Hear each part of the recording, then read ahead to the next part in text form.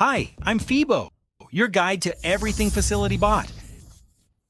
In this video, we will walk you through the MTBF and MTTR charts on the Asset Data page. FacilityBot now includes standard MTBF, mean time between failures, and MTTR, mean time to repair charts on the Asset Data page, giving you a portfolio-wide view of asset reliability instead of having to review downtime records one asset at a time.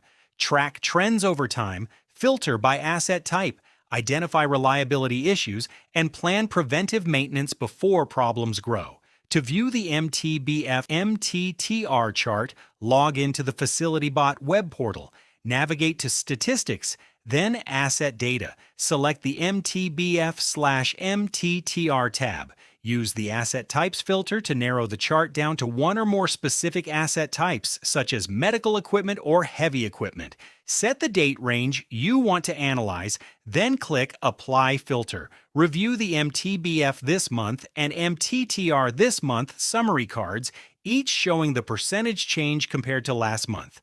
Review the MTBF MTTR by month chart, which plots MTBF green and MTTR yellow in hours across the selected date range. To review asset level detail and export the data, scroll down to the asset level table below the chart, which lists every asset with its asset type, number of downtimes, MTBF hours, and MTTR hours. Click an asset ID in the table to open that asset's own record and review its individual downtime history.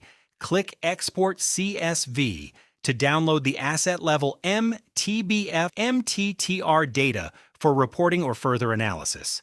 The MTBF MTTR charts help facility and reliability teams monitor asset performance across the portfolio, track monthly reliability trends, filter by asset type, identify recurring failures or longer repair times, benchmark performance, and support preventive maintenance or replacement decisions with data. Thank you for watching. For more guides, visit FacilityBot Help Center or reach out to our support team.